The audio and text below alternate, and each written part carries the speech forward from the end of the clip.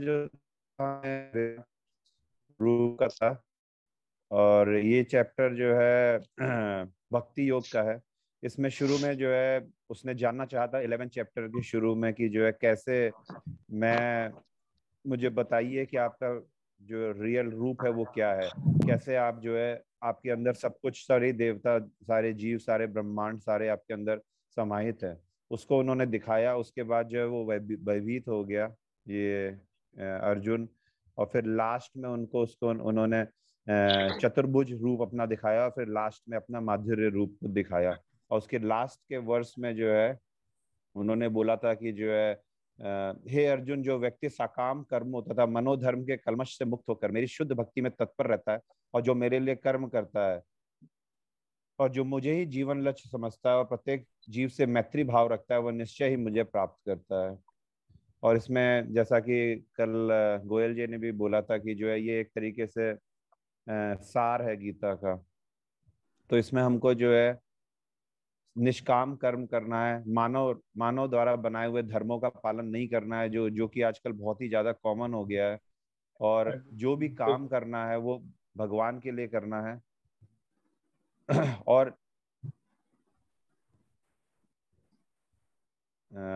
जो भी काम है वो भगवान के लिए करना है। और हमारे जीवन का लक्ष्य जो है, जो कि हम लोग पहले से पढ़ते आ रहे हैं, अब तो 11 चैप्टर हो गए, हमारे जीवन का लक्ष्य भगवान की प्राप्ति और मुक्ति या लिबरेशन या भगवान के धाम जाना, यही एक है। और कुछ भी रीजन नहीं है इस मनुष्य देह का।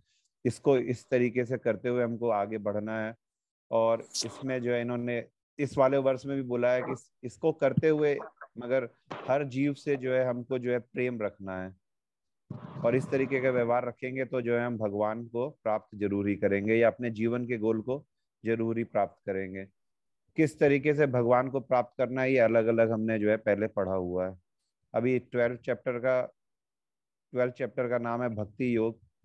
आ, और अब अर्जुन अर्जुन उवाच, अर्जुन ने पूछा, जो sorry Mohan ji, first verse. Yeah. Good morning. Hare जी Krishna. We start the 12th chapter, the first verse. Arjuna Uvacha Yevam Satata Yuktaye Bhakta Svam Paryupasate Ye Chapyaksharam Avyaktam Teshang Ke Yoga Vittamaha. जो thank you Mohan ji. जो last वर्ष में मैंने बोला कि अपने हमारे जीवन का लक्ष्य जो है वो भगवान को प्राप्त करना है, चाहे वो जिस भी तरीके से प्राप्त करना चाहे, मगर लक्ष्य तो वही है। वही क्वेश्चन जो है अर्जुन ने इस बार डायरेक्ट पूछ लिया है।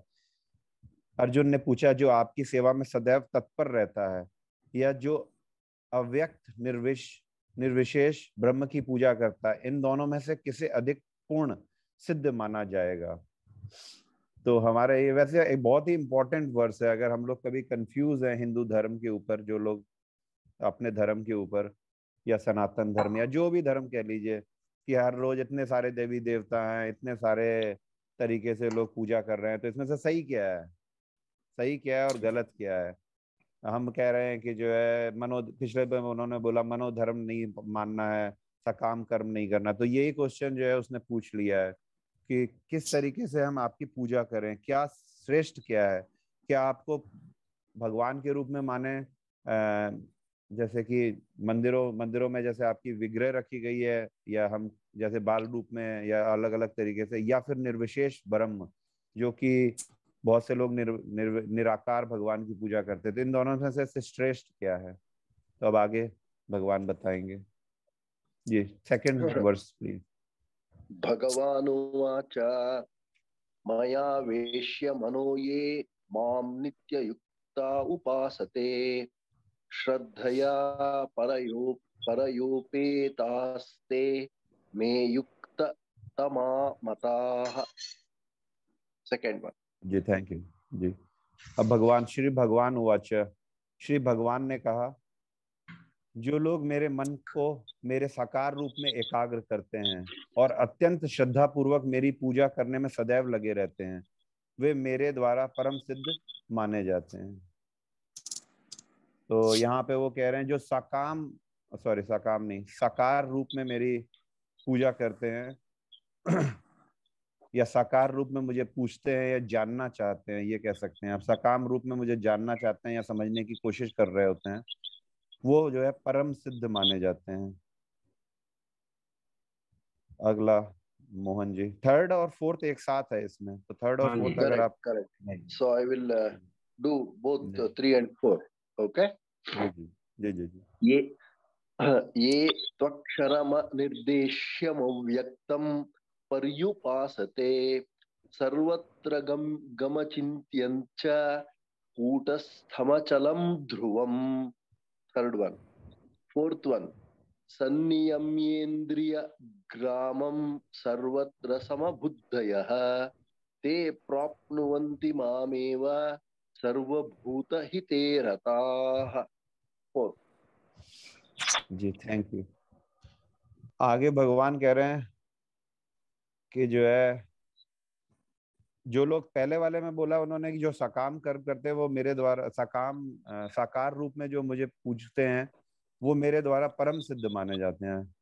अब ये जो अगला है थर्ड और फोर्थ, इसमें बोल रहे हैं लेकिन जो लोग निराकार, भगवान की यहाँ बात हो रही है, साकार रूप में जो पूछते हैं उनको तो परम सिद्ध कह रहे हैं भगवान।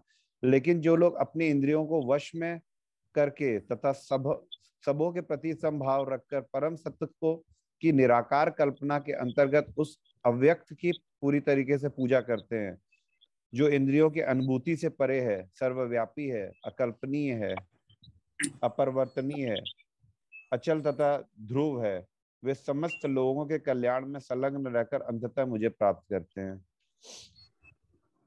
बेसिकली ये जो फर्स्ट लाइन है ये तो देखिए वही है कि निराकार भगवान की जो लोग पूजा करते हैं, और उसके बाद सेकंड और थर्ड लाइन जो है परम सत्य की उस व्यक्ति उसी तरीके से पूजा करते हैं जो इंद्रियों की अनुभूति से परे। ये 10th चैप्टर की बात हो रही है। 10th चैप्टर में देखिए उन्होंने अपनी विशेषताएं बताई थी, जो इंद्रियों से अनुभूति से परे है, सर्वव्यापी है, अकल्पनीय है, अपरिवर्तनीय है, अचल है, ध्रुव है। ये सारा जो है 10th चैप्टर यही था। और अंततः ऐसे लोग भी अंततः मुझे ही प्राप्त करते हैं। तो यहाँ पे ये कंफ्यूजन नहीं है कि जो है सिर्फ जो भगवान की साकार रूप में पूजा करते हैं उन्हीं को भगवान प्राप्त होते हैं, जो निराकार रूप में भगवान की पूजा कर रहे हैं उनको भी भगवान प्राप्त होते हैं। बस अंतर यह है कि इसमें जो है बहुत मुश्किल है, इसमें जो है तपस्या ज्यादा है, और इसका पाथ, क्योंकि जो गीता हम लोग पढ़ रहे हैं उसके एक्सप्लेनेशन से यही कि इसका पाथ जो है बहुत लंबा है, और it's very hard to get to the destination. और अगर हम साकार की करते हैं तो हम डायरेक्ट भगवान की पूजा करते हैं या ढाकार भगवान को मानते हैं, तो it's will be easier for us to get there.